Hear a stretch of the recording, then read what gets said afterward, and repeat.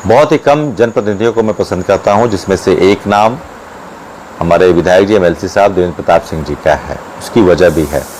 वजह यह है कि वो शिक्षक अधिकारों समस्याओं के लिए प्रतिक्षण प्रतिपल समर्पित रहते हैं। इसमें कहने की आवश्यकता ही नहीं। जिस तरीके से टेट निवार्ता का आदेश सितंबर को आता है, वो पहले व्यक्ति हैं जिन्होंने उत्तर प्रदेश सरकार द्वारा रिव्यू पिटीशन दाखिल कराई। उसके बाद आंदोलन में भी रहे, कोर्ट रूम में भी वो 26 मई की सुनवाई के दौरान तक बने रहे। एक बार फ्लाइट भी उन्होंने शाम को कैंसिल कराई, वो शाम तक बने रहे और हमेशा प्रतिक्षण वो जानकारी लेते हैं, इसके लिए सक्रिय रहते हैं। अभी उनके बारे में बयानबाजी हो रही है कि एक एमएलसी साहब जी द्वारा विशेष टेट के माध्यम से शिक्षकों की परीक्षा ली जा रही है, विशेष टेट कराया जा रहा है उत्तर प्रदेश सरकार द्वारा, जिसमें कम कठिनाई स्तर के पेपर कराए जा रहे हैं। तो मुझे बताना है आपको कि ये सुप्रीम कोर्ट के आदेश का 34 पैरा है, जिसमें राज्यों की जिम्मेदारी दी गई विशेष टेट वो कराए। विधायक जी ने इसका कंप्लायंस कराया। वो पहले आदमी है जो किसी राज्य में जाकर मुख्यमंत्री से मिले हैं, इसको कंप्लायंस कराए।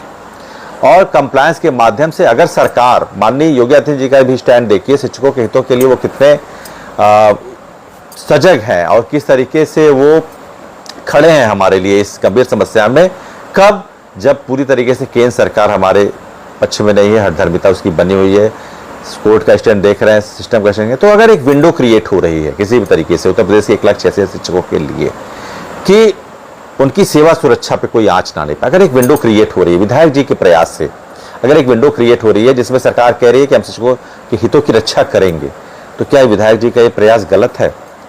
वो कोर्ट के आदेश के अनुरूप अगर सरकार इस तरह की चीजें करा रही है जिसमें वो कह रही है कि हम एक भी शिक्षक की नौकरी नहीं जाने देंगे, एक विंडो क्रिएट हो रही है, अगर उसमें शिक्षकों की नौकरी बच रही है, अगर शिक्षकों के हितार्थ सरकार इस तरीके से सोच रही है, तो क्या ये गलत है? विधायक जी का प्रयास क्या अंडर एस्टिमेट करने लायक है?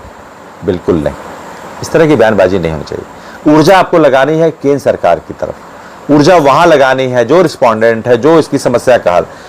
उत्तर प्रदेश सरकार को तो कंप्लायंस कराना है और वो बेहतर करा रही है और वो शिक्षक हितों के लिए करा रही है। वो अपना स्टैंड मजबूत रखी है हमारे लिए, उनकी तो तारीफ होनी चाहिए, योगी आदित्यनाथ जी का तारीफ होना चाहिए और उसकी पहल कराने के लिए विधायक जी की तारीफ होनी चाहिए, उन्मुक्त कंठ से होनी चाहिए। उसमें शिक्षकों के हितों की बात कही जा रही है। कैसे आप कह रहे हैं इस तरह की बात?